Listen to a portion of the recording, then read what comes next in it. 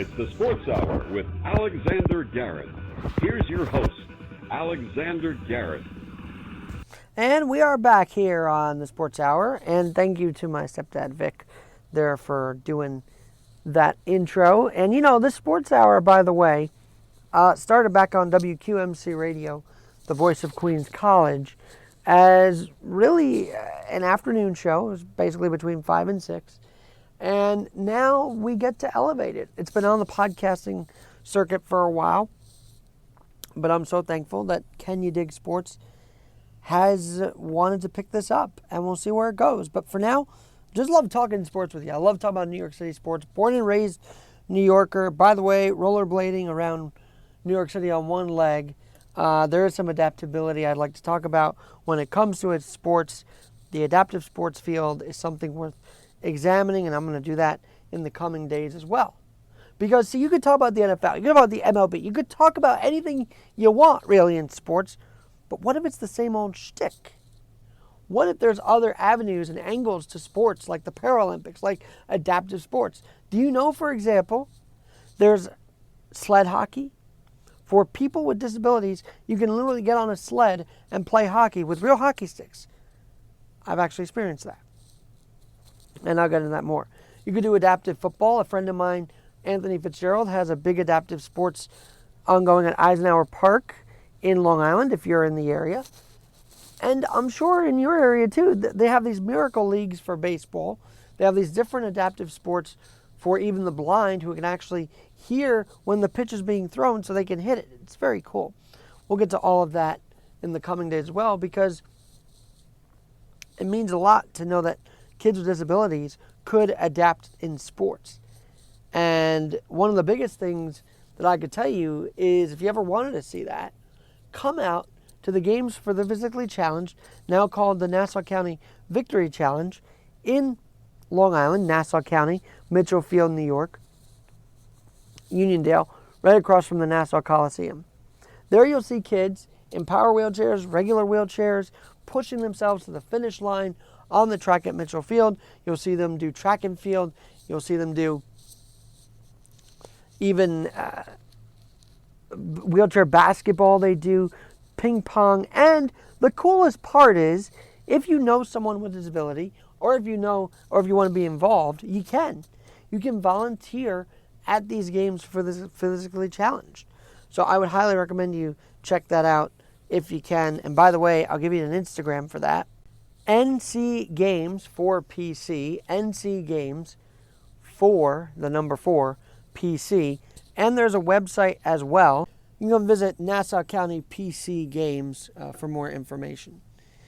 So that's another objective of the show, and why it's very cool that Can You Dig Sports has given this platform to a show that I feel would be unique in many different ways. In the next hour, by the way, you're going to hear an interview with someone who definitely helped pave the way for this Sports Hour with Alex Garrett, Bob Wolf. If you ever listen to old videos of the Yankees' Don Larson perfect game, he's the one that called that perfect game in 1956 with the Brooklyn Dodgers, October 8th, 1956, an unforgettable date.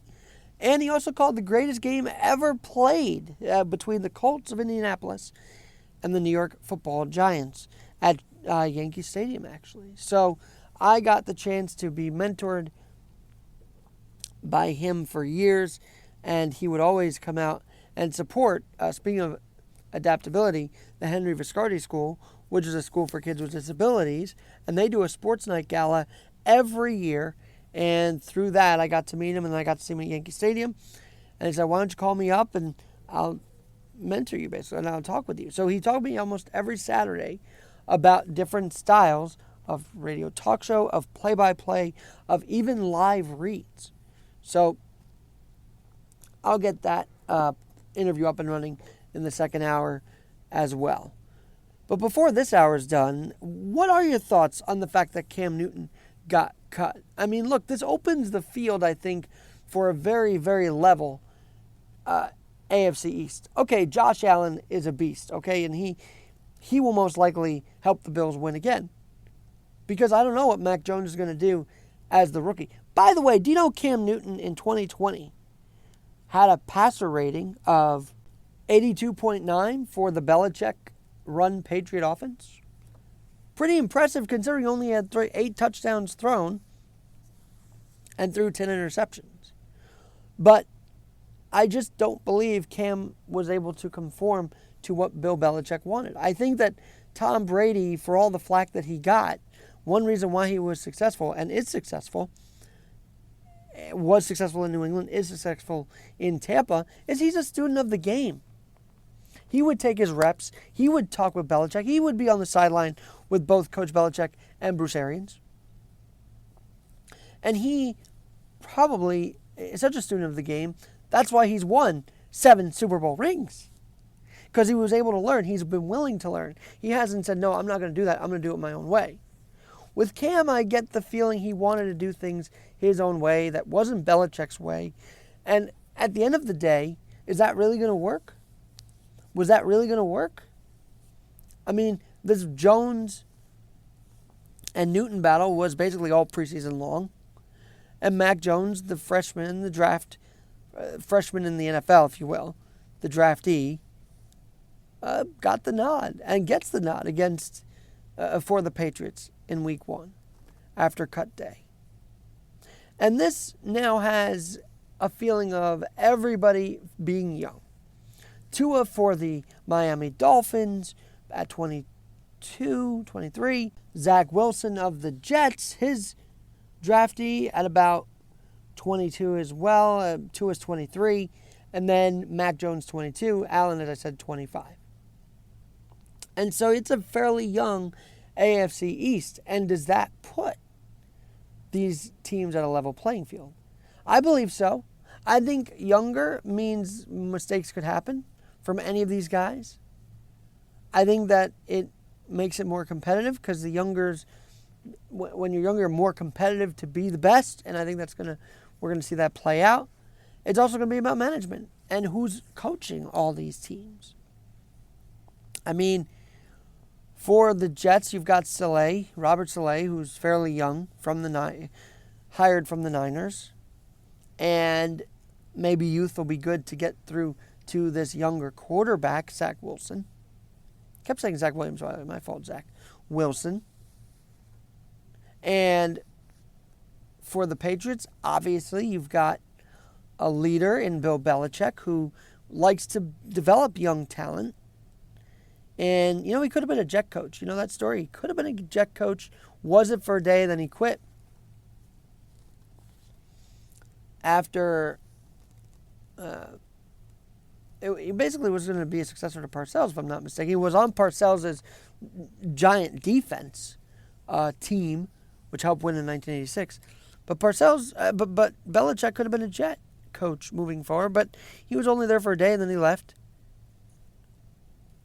And now at New England, obviously, he's won all these rings, and he coached Tom Brady, and I believe coached him. I don't believe Brady took his own cues. I mean, he did after he got used to it as a veteran, but, he was always learning under Bill Belichick.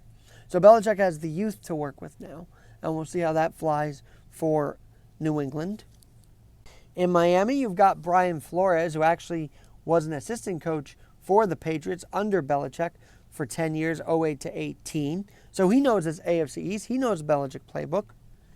And he might be able to help Tua along here. I mean, I don't know. When Tua hurt himself and said he still wanted to draft, I thought he could have taken another year under Nick Saban in Alabama, but he decided to go to the draft, and he was drafted by the Dolphins. Now Flores comes in. I think for Miami, you got to have some hope here because Tua is young and he's still recovering, and he can recover from an injury like that. But it is about the coaching in the situation. With the Bills, I mean, Josh Allen is becoming a vet in his own right, but he's had help coaching-wise too.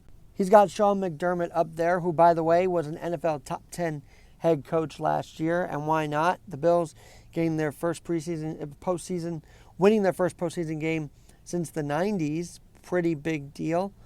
And then, of course, against the Chiefs, that was not an easy game against Mahomes, and Allen kind of looked lost. Mahomes was Mahomes. Of course, he looked a bit lost, but he still managed to make throws from his knees, even when losing against Brady and the Bucks. He still made that incredible try. I mean, those incredible tries from his knees across his body.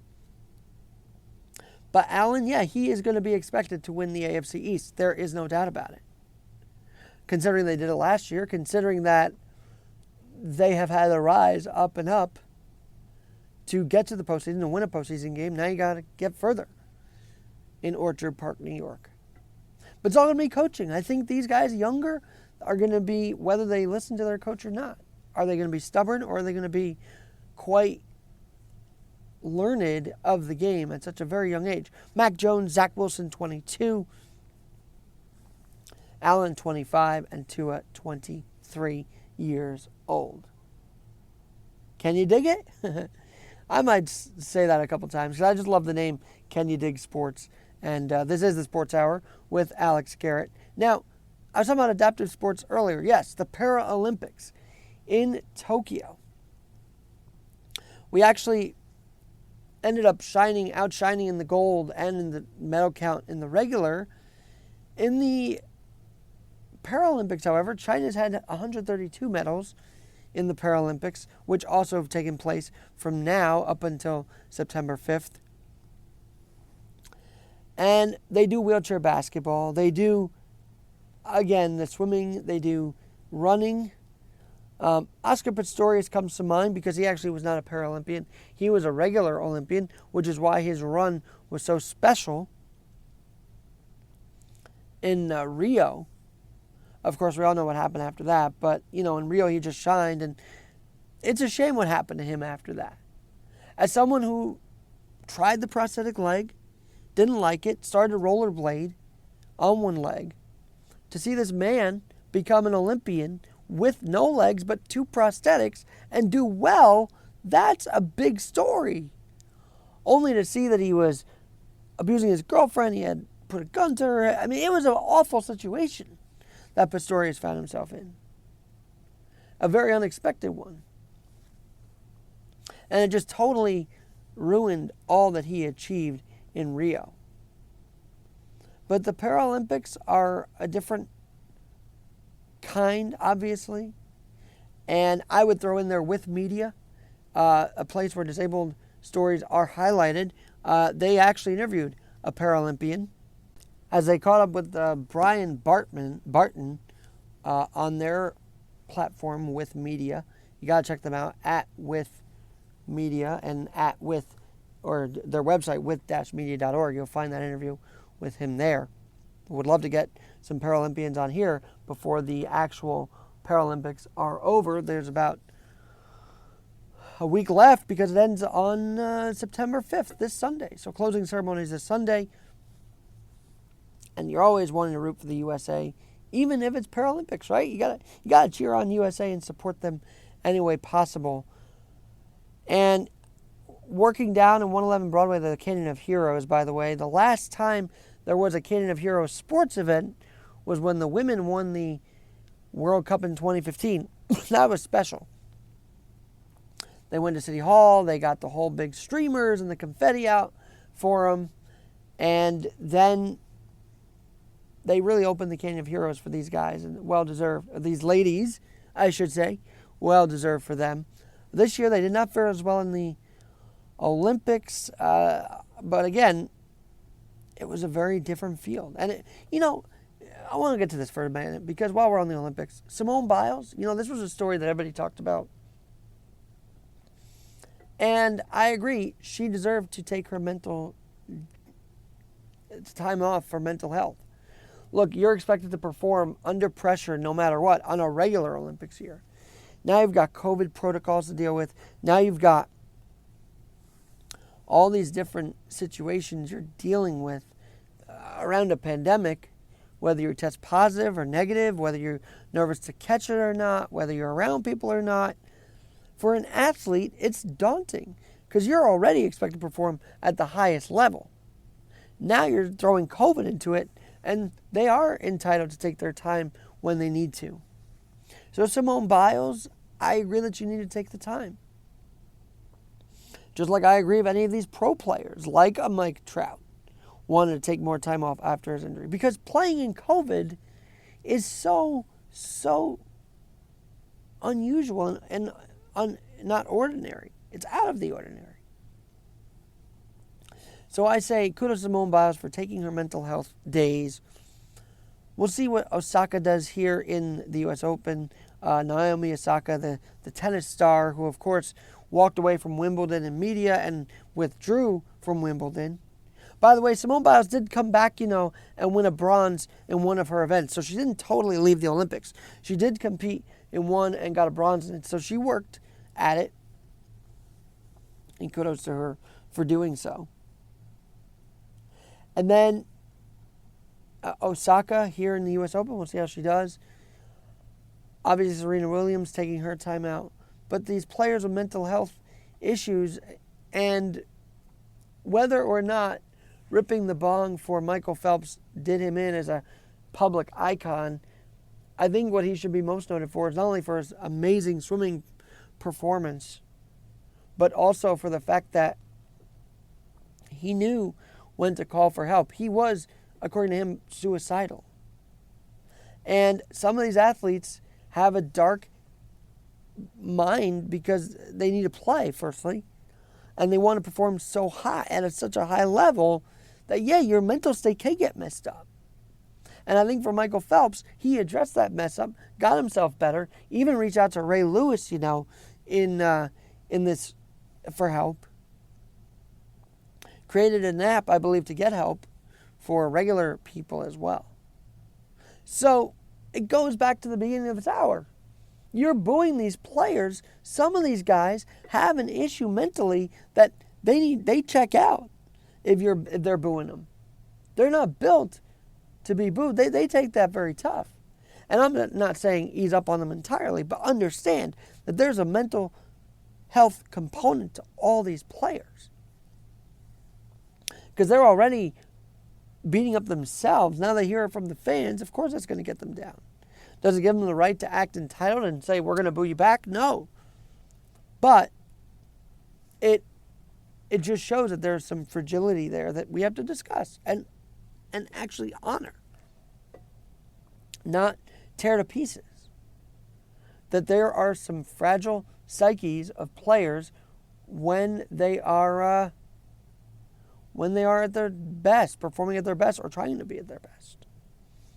And I think that it seems like Javy Baez, Lindor, Villar, they're all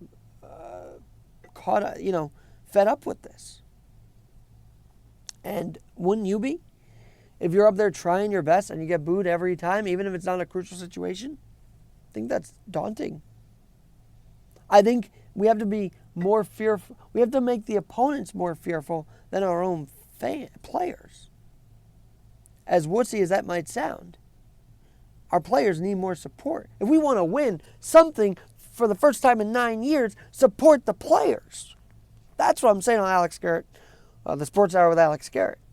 Support the players that play in the uniform for New York. You can be tough on them. Yes, they deserve to be held to a standard. But at the same time, we're all wondering why we haven't won a championship in 9 years. I think it's because the heat's turned way up here. By the media, by Instagram, by social media now. Everybody's reacting on different things. I remember when Aroldis Chapman was struggling, and he was a defiant poster, saying that his story is not over with. And you know what? He's showing that too. And we'll see where his rest of the season goes. But these guys take it under the skin. And if it didn't get under their skin, I think it would be worrisome. Because that inspires them to be better, I would hope. And not just do thumbs down, but actually do something better for the city of New York. But Zach Wilson, Daniel Jones, just a couple of guys, as the NFL season comes around the corner, that will be facing fire from our fan base in the NFL. Especially now that the AFC East is mixed up with this Mac Jones appointment to be starting QB.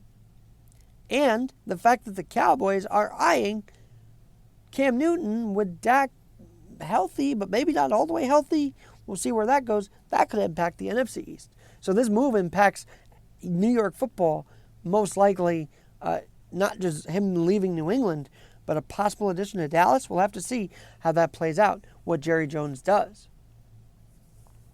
But in hour two, did you hear about the high school that lied to ESPN? Did you hear about that? Only to be blown out 58-0. I'll tell you about that at the top of the next hour. It's going to be hour two of the Sports Hour with Alex Garrett, the very first show. Follow me at AlexGNYC1 on Instagram, Twitter, AlexG Podcast as well. And, you know, if you want to check out all my other podcasts, you can at Alex Garrett Podcasting on Apple Podcasts. The Sports Hour has its own section there as well. But we talk about adaptability, we talk news, we do talk sports, and that's where I'm bringing that fire here to Kenny Diggs Sports Radio. And again, thanks to the Real Leel for welcoming this show on board. I'm Alex Garrett. We'll be back at the top of the hour with more of the Sports Hour with Alex Garrett. Around the nation and around the... It's the Sports Hour with Alexander Garrett. Here's your host, Alexander Garrett. And welcome inside to the Sports Hour with Alex Garrett. I hope you're doing well. First time on Kenny Diggs Sports, and of course on my regular podcast. Good to see you guys again. I want to first say thank you to Jaleel Lewis, who I guess is called the Real Leel on here on Kenny Diggs Sports. I was very honored to be able to get this opportunity to be with you from 9 a.m. to 12 p.m. I am based out of New York City, and I do love sports. You know, I do believe New York is a sports town, even though there are so many distractions in this beautiful city now, and even at the ballparks, right? When you have stadiums that you have a lot of room to walk around in and a lot of time and energy just not even pay attention to the game, you can literally just walk around the stadium, see the tours, see the museum, see the different areas, and not even watch a pitch. I remember a time in New York City where every pitch mattered. I remember a time in New York City where sports was a fearful thing for the opponents. Now it's apparently a fearful thing for the actual New York players. I'll talk about that as well. But growing up around New York City sports, it's been fun. Obviously, in 9 years since 2012, we haven't had an actual champion since the Giants. Hoping that can reverse trend here. As you see potential with the Mets, you see potential with the Yankees, obviously. I mean, the Yankees just got on a 13-game winning streak, and now they've lost a few in a row. And you wonder, well, what's the chance of a postseason appearance at the end of September into October? We'll let all that play out. But there's no reason why the Yankees shouldn't be in the playoff hunt. There's no reason why the Mets should have dropped off the way they have in the NL East. And I'll be talking about stuff like this. Personally, I want to just say thank you to all my family, my friends, and all those in sports who have really paved the way for the Sports Hour to grow. And I'm thankful every day to them. I'm thankful to the Lord to get up and be able to do this for you guys. And here we are. So I was saying how fearful it used to be for the Mets, for any opponent to face the Mets, face the Yankees back in the good old days of New York sports, when our attention span wasn't distracted by a cell phone, but was enthralled by every pitch of the game. Remember, Mets were in the World Series in 2000. Yanks were in the World Series in 2000. And I remember there were times where you had to board up the visitor bullpen because this fan base was raucous toward the opposing pitcher, namely John Rocker. The Yankees, their fan base would get that stadium cranked up, the old Yankee Stadium. But now it seems the fear is within actual New York City players, namely Javy Baez. And how is that? How is it that Javy Baez is afraid to play in front of his own fans that boo him after missing a crucial, after striking out in a crucial at bat? Because to me, this guy's getting paid to play, getting paid to hit the ball, not have, according to 538, which is a polling center and a statistics center, not have a 33% strikeout rate. That means Javy Baez is at a 1 out of 3 at bats of striking out every one of 3 at-bats. That's unacceptable. And since the trade deadline, the Mets, I've been told, are about 8-19 since even getting Baez. And that shows how wild this trade deadline has been. How is it that Javy Baez, one of 3 former Cubs now, all that were dealt at the deadline, Chris Bryant to the Giants, Anthony Rizzo, we've seen what he's done with the Yankees. He's been pretty successful. And then there's Javy Baez. Baez came in as a guy that was supposed to be hitting all these homers, that could swing at anything and hit a homer out of it. But now, as I say, he's got a 1 of 3 strikeout percentage. And he's supposed to be applauded for that? He doesn't understand, it seems, that New York City fans are natural booing folks. We are a naturally run out of town, any player that doesn't do well kind of city. And that's what I love about New York, because we're hungry. We're always hungry to win. Our fan bases are always hungry. And that keeps interest alive in the sports scene. But on the whole of it, because we haven't won in 9 years, because some teams have even missed the playoffs, I hate to say it, but New York City seems to have become a mediocre sports town. And that's not good either. How is it you could go from winning 4 championships in a row to having only won 1 in 2009 for the Yankees? How is it the Mets almost have it in 2015, then completely implode the rest of the way, even during the Callaway years, the end of Collins, Terry Collins, then Mickey Callaway as manager. We know how that went. It was disaster here in New York City for the Mets. And so we also have the Knicks. We have the Knicks, who actually got to the playoffs for the first time since 2013. Got outmatched by the Hawks. Was a gritty series, but where was Julius Randle? Where was Randle? And how is it he could get an MVP, but then completely, mess up during the postseason and really not be there? Same with the Nets. The Nets had a 2-0 lead against the Bucks, and all of a sudden they go back to Milwaukee. Kyrie gets hurt. Was it intentional by Giannis? We don't know. But the end result is Kyrie's missing the rest of that series after helping them get to 100-plus points in Game 2. KD just kind of missing that shot, making that shot, but it was a 2-pointer, not a 3. And then Joe Harris completely invisible after Game 2. Very frustrating for the Net fans. And in hockey, mediocrity. The Islanders are trying to get out of that mediocrity. They've got the coach, Barry Trotz. They've got the GM, Lou Lamoriello. They only needed a healthy Anders Lee, and I think they would have been able to push past the Lightning, but they got knocked out by Tampa for the second straight season in a second straight playoffs in a row, leaving many to wonder what's next. Leaving many to wonder if they had a healthy Anders Lee, could they have gotten there? And then we look at the Rangers. They had to get rid of David Quinn. They got rid of their coach, and what's very interesting about that is Quinn actually was not the first to be fired. See, in a mediocre city, you want all the best talent you can get. So why didn't they retain one John Davidson as president of the New York Rangers? Why didn't they do that? They should have done that. But they really, James Dolan inexplicably fires Dolan and Gorton, his assistant, and you wonder why, if the Rangers want to win, you get rid of one of the best talents in upper management in John Davidson, former Ranger, by the way. Also played with Rod Gilbert, who has passed away, and we remember him. By the way, for that memory, go to Alex G NYC1, and you'll see a little bit why Rod Gilbert meant so much in my life and as much to the hockey faithful in New York City. I mean, he helped bring hockey interest in New York by his stellar play, by the goal a game line. And so we miss Rod. We also miss JD now, who's now back in Columbus as their president after being let go by James Dolan, after being fired.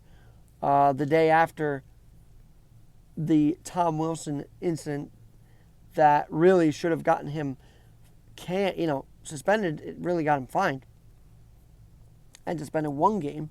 But the Rangers, they get way heavier penalties for reacting. That's how the NHL seems to work. But back to the mediocrity. The Rangers, like the Mets, were almost on the doorstep of championship just a few years ago. Now they have to rebuild. Now they have to officially say goodbye to King Henrik Lundqvist. And now they start anew with a new coaching staff. And so now they've got Gerard Gallant coaching for the Rangers. And he was actually, I believe, part of the Vegas Golden Knights' success. And now he's here with the Rangers, hired on June 25th. And we'll have to see what Gallant can do.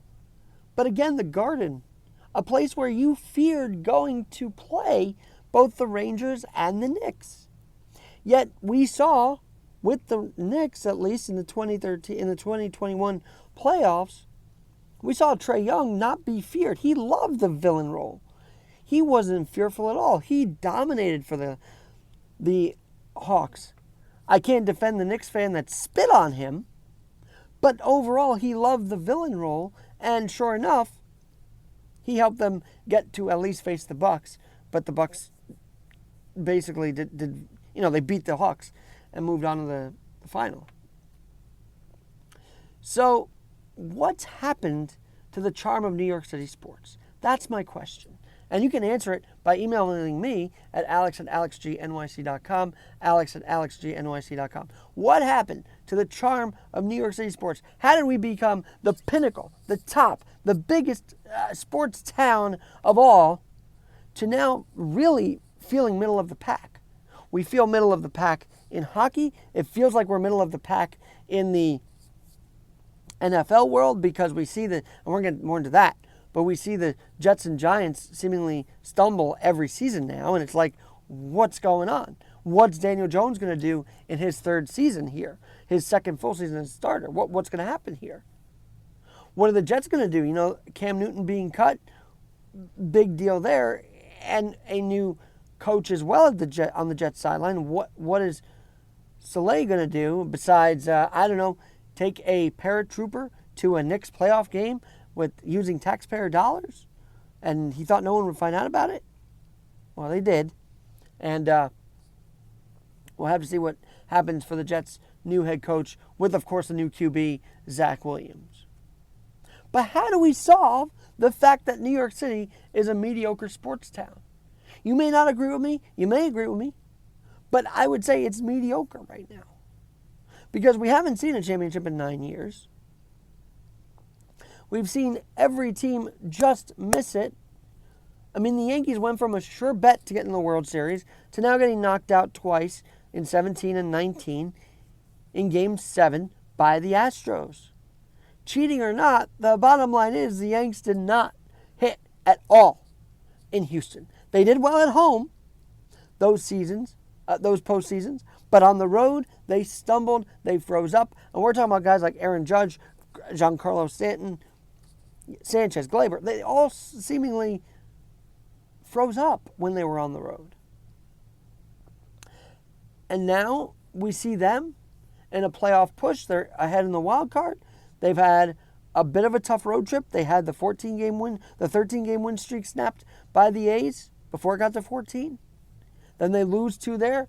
They've struggled a bit in Los Angeles Angels of Anaheim. And then, you could say, well, they come home to face the Orioles. But I've seen the Orioles beat up on the Yanks this year. So it doesn't feel like a sure thing. And I hope I'm wrong, but it doesn't seem like there's a sure thing for the Yankees right now, a sure path to even the playoffs, even though they're up 2.5 or so in the wild card. Boston, the Rays, I think the Yanks like seeing that matchup right now as they try and gain more ground in the wild card because, let's face it, the Rays just keep winning. They look like they're going to be on pace for the division winner. Of course, they won the American League in the shortened 60-game season last year. And then they went and lost to the Dodgers in the World Series at Globe Life Park or Stadium in Arlington, new home for the Rangers. And then, as I said, the Mets, they're under 500. They're now seeing a team that has a cabal against the fans.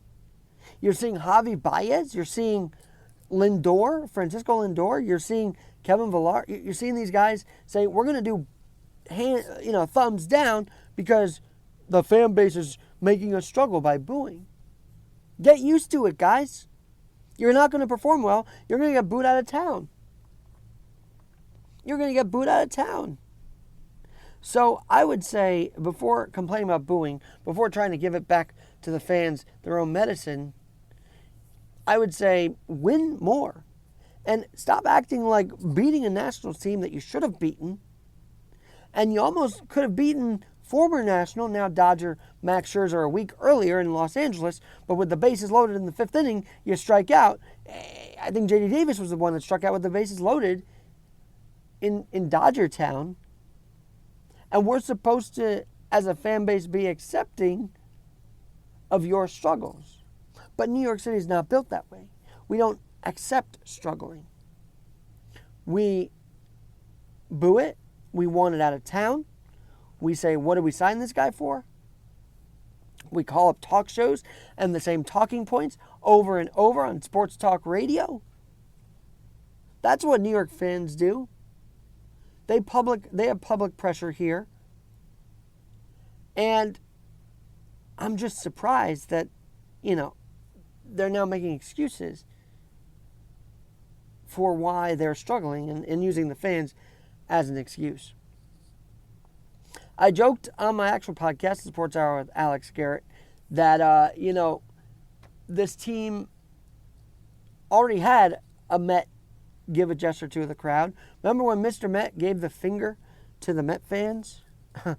I wondered if the Met players would adopt that as well in their next routine when they get a big homer. That would be something.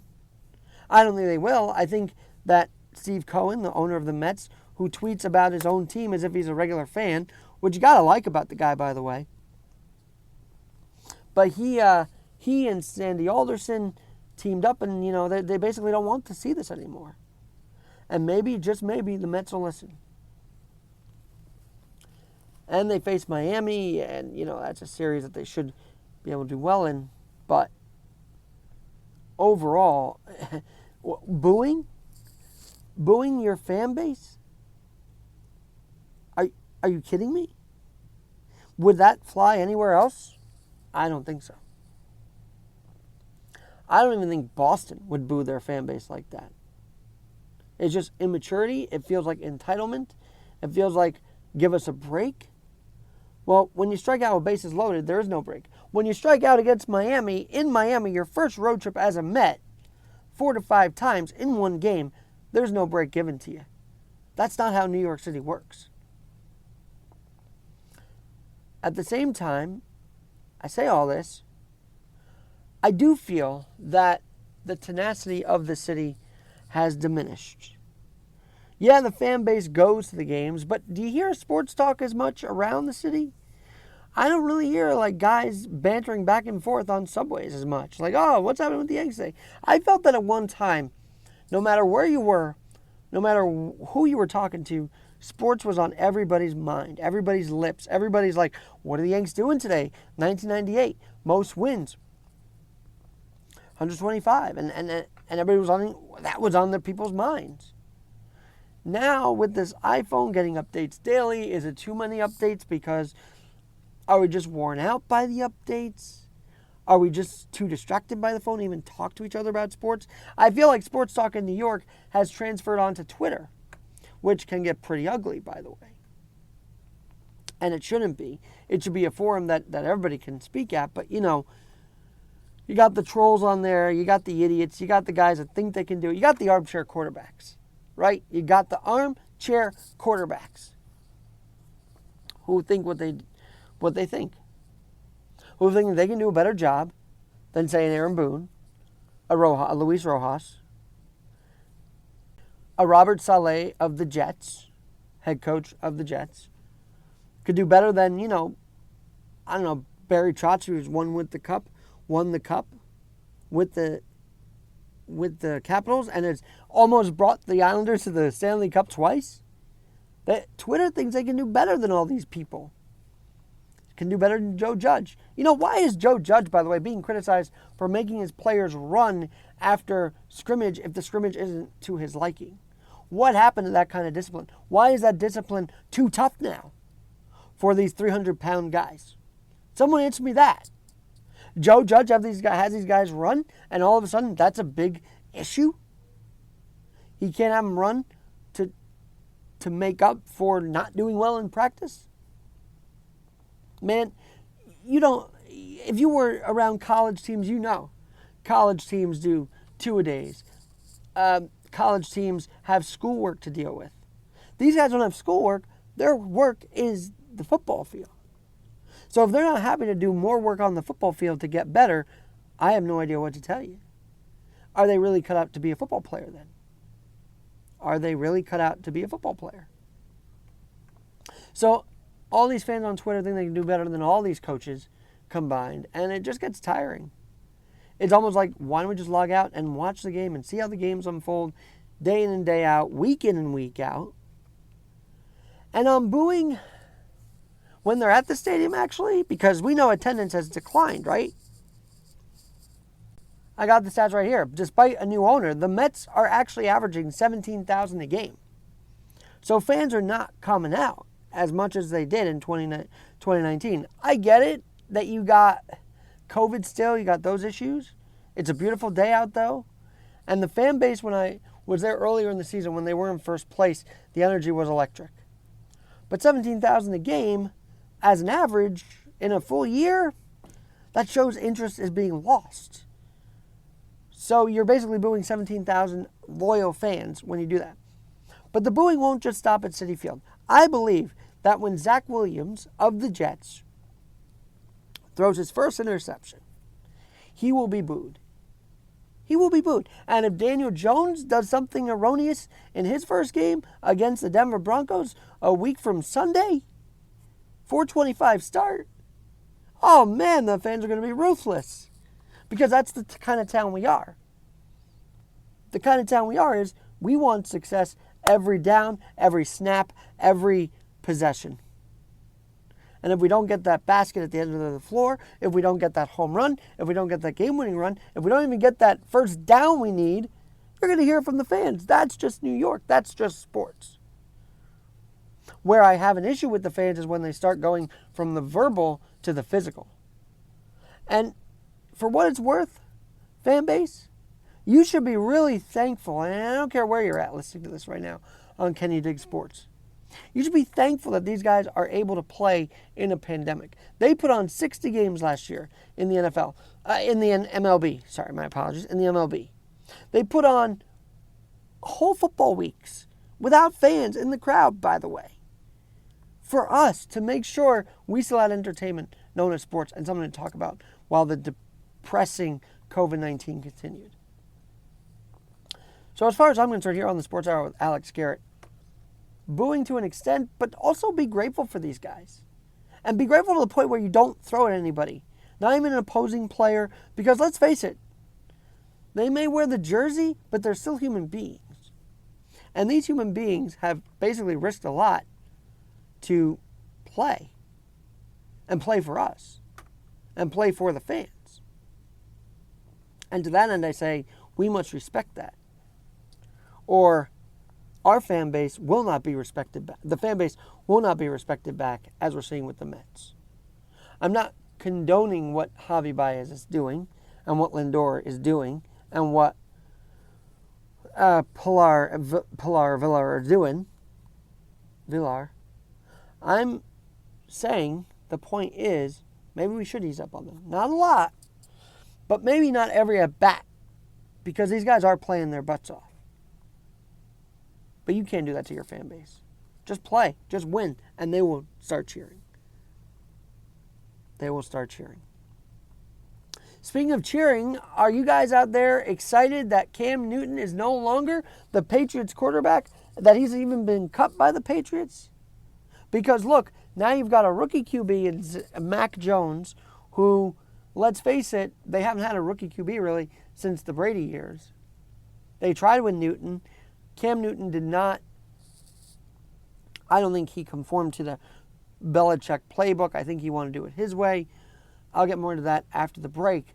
But are you guys excited at this possibility that the Jets are maybe on an even playing field? We'll get into that and so much more on the Sports Hour with Alex Garrett. You're hearing it not only on my own platform of Alex Garrett Podcasting, but you're hearing it on Can You Dig Sports Radio, part of the Jukebox Radio. And we'll be back on the Sports Hour with Alex Garrett.